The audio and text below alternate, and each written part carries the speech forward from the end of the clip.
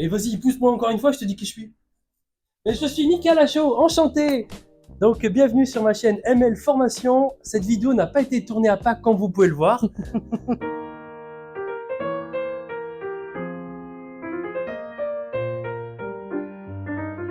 A few moments later. Et donc on va parler de pédagogie. Elle est à mi-parcours sur son titre FPA et nous allons prendre le plaisir d'échanger ensemble sur son parcours tout simplement.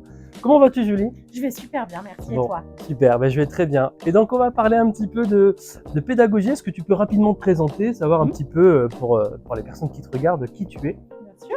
Je m'appelle Julie, j'ai travaillé plusieurs années dans l'accompagnement d'adultes en situation de handicap et j'ai eu envie de me reconvertir partiellement pour pouvoir transmettre ce que je sais et continuer d'accompagner et d'animer auprès de public et surtout de véhiculer un message et déconstruire des stéréotypes autour du handicap. Ok, super. Ouais. Qu'est-ce qui t'a motivé à passer dans le monde de la pédagogie, de la formation? Qu'est-ce qui t'a inspiré finalement? Je pense que c'est cette envie d'aller encore plus loin dans ma démarche que ce que je faisais. J'accompagnais des personnes, mais j'avais envie de pouvoir aussi, je pense, inconsciemment, bouger les lignes un petit peu. Okay. Et vraiment apporter ma pierre à l'édifice autrement. Et je sentais que je m'épanouissais pas dans le métier que je faisais et que j'avais envie d'autre chose. Et c'est vrai que le métier de formateur, ce que je suis en train de découvrir, ce que j'avais déjà un petit peu vu, mais que je suis en train vraiment de découvrir, me permet d'allier des compétences que je ne pensais pas pouvoir mutualiser dans un seul métier. Parler, si je puis dire.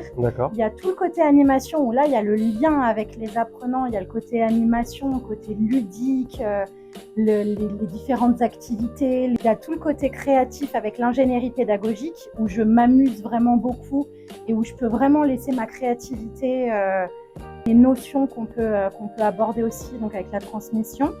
Et il y a le côté aussi administratif et encore plus dans le lien individuel avec les apprenants, pardon, dans l'accompagnement et dans vraiment l'individualisation du parcours. Ok. Voilà. Du coup, la question que j'ai à te poser, c'est concernant l'accompagnement. Quel est le regard que tu as par rapport à ton ancien métier, qui était donc en lien avec l'accompagnement, et l'accompagnement que tu as pu découvrir avec ce métier de formateur? Est-ce que tu as une comparaison ou quel est ton regard actuel sur l'accompagnement? Alors, c'est une bonne question. Mon regard a changé sur l'accompagnement, déjà dans ma posture et dans les limites que moi je peux avoir en tant que formatrice, que peut-être je ne trouvais pas en tant qu'accompagnante. Et là, effectivement, c'est pas le même angle. Et je le trouve encore plus intéressant parce que il y a aussi le côté collectif. Donc il y a l'individuel de par le suivi et l'accompagnement individuel, mais il y a aussi le collectif de par l'animation, les séances. Et ça me permet d'avoir vraiment des angles très, très différents.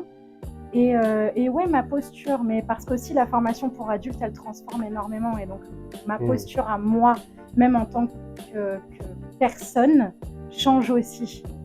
Donc ça change mon regard aussi sur des aspects des métiers qui se rejoignent mais qui sont des angles différents finalement. Ok, ouais. Super. J'ai d'autres questions à te poser. Qu'est-ce que tu aimerais à la fin de ce titre FPA, mis à part bien sûr ton titre, mais qu'est-ce que tu aimerais aborder comme sujet, comme thème? Qu'est-ce qui te touche? Qu'est-ce que tu aimerais transmettre finalement? Ça fait quelques semaines que je réfléchis et je crois que je suis en train de vraiment affiner ma patte de formatrice. Et je savais déjà que c'était important pour moi, mais je pense que c'est vraiment devenu primordial pour moi d'aller toujours dans le champ du handicap. J'ai envie aussi de rester dans ce champ-là, mais plus forcément dans l'accompagnement de personnes en situation de handicap, mais plutôt pour aller apporter des connaissances et déconstruire des stéréotypes parce que je suis profondément persuadée que le jugement, les représentations et tous les aspects négatifs qu'il peut y avoir que certaines personnes, en tout cas, peuvent voir dans le handicap, c'est par manque de connaissances. Moi, j'ai envie d'apporter ma pierre à l'édifice comme ça pour apporter des notions par les échanges, par de la réflexion collective, par des activités, par plein de choses, pour que les gens puissent avoir vraiment une connaissance même basique, peu importe, mais une connaissance pour justement favoriser à déconstruire ces stéréotypes. Super, voilà, très beau projet. Par rapport à la formation, tu as appris plein de méthodes, de techniques, de plein de possibilités. Comment tu vas leur transmettre justement cet accompagnement et cette formation pour sensibiliser, on va dire, ce type de public? Quelles sont les méthodes, les techniques que tu aimerais utiliser et favoriser pour justement l'ancrage de ces connaissances et de cette sensibilisation? Qu'est-ce que tu aimerais?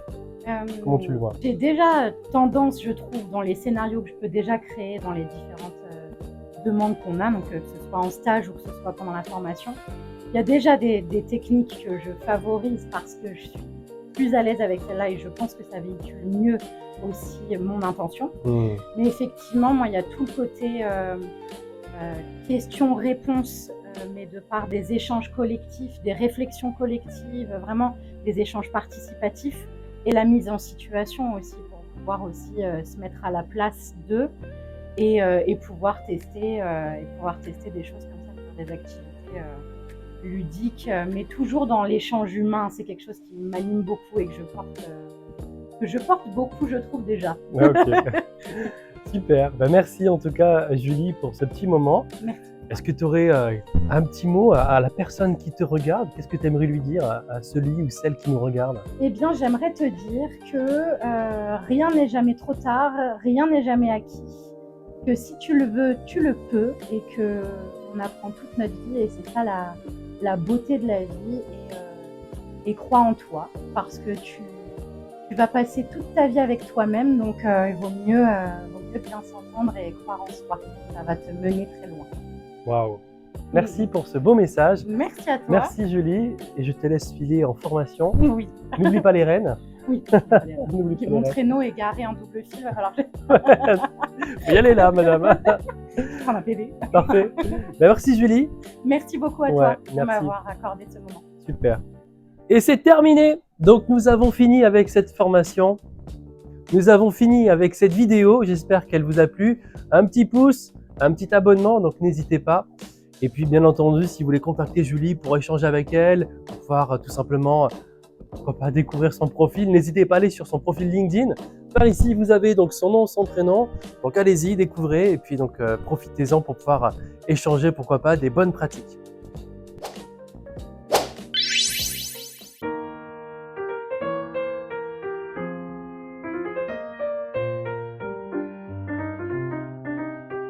Putain, on était bien. On le fait en version The Artist. Du coup, plus de son et on met des sous-titres. Oui, c'est bien. Alors, commence.